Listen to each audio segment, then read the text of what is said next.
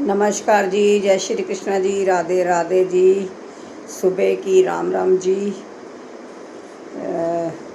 कल हमारा 12वां अध्याय भक्ति योग का 12वां अध्याय ख़त्म हो गया है और आज हम नया जिसमें हमने भक्ति के बारे में पढ़ा कि किस तरह से आप अमर पथ पर चल सकते हैं, भगवान के रास्ते पे किस तरह से भक्ति कर सकते हैं, तो वो सब इसमें समझाया गया था। अभी नया अध्याय 13 हम चलते हैं।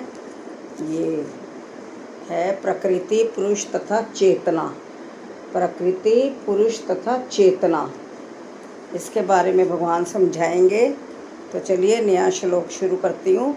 प्रकृतं पुरुषं चैव क्षेत्रं क्षेत्रज्ञमेव च अद्वेदितुमिच्छामि ज्ञानं ययं च केशवम् इदं शरीरं कौन्तेय क्षेत्रमित्यभिधीयते एतदो वेत्ति तं प्राहुः क्षेत्रज्ञ इति तद्विदा।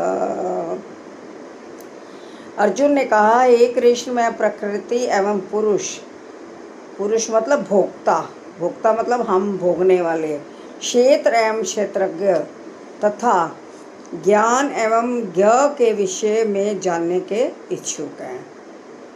श्री भगवान ने कहा, हे कुंती पुत्र, ये शरीर क्षेत्र कहलाता है, शरीर को क्षेत्र कहते हैं और इस क्षेत्र को जानने वाला क्षेत्रज्ञ है।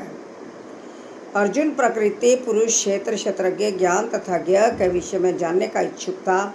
जब उसने इन सबों के विषय में पूछा तो कृष्ण ने कहा कि यह शरीर क्षेत्र कहलाता है और इस शरीर को जानने वाला क्षेत्रज्ञ।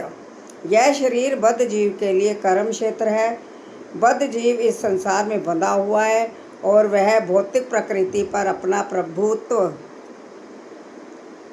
प्राप्त करने का प्रयत्न करता है। इस प्रकार प्रकृति पर प्रभुत्व दिखाने की क्षमता के अनुसार उसे कर्म क्षेत्र प्राप्त होता है।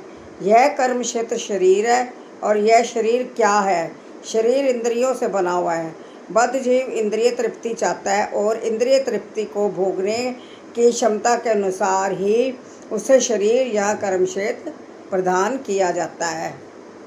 इसलिए बद्ध जीव के लिए यह शरीर क्षेत्र तथा कर्म क्षेत्र कहलाता है। अब जो व्यक्ति अपने आप को शरीर मानता है वह क्षेत्रज्ञ कहलाता है।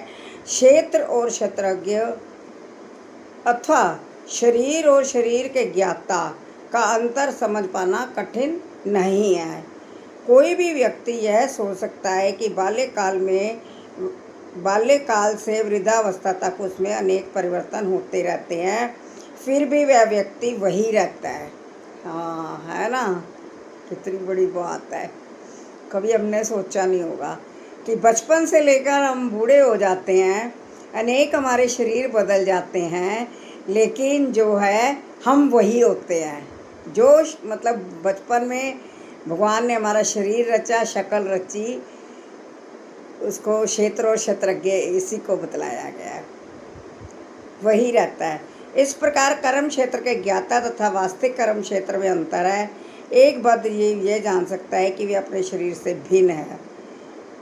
प्रारंभ में ही बताया गया है कि दहिनो अस्मिन, जीव शरीर के भीतर है और यह शरीर बालक से किशोर, किशोर से तरुण तथा तरुण से वृद्ध रूप में बदलता जाता है और शरीरधारी जानता है कि शरीर परिवर्तन हो रहा है।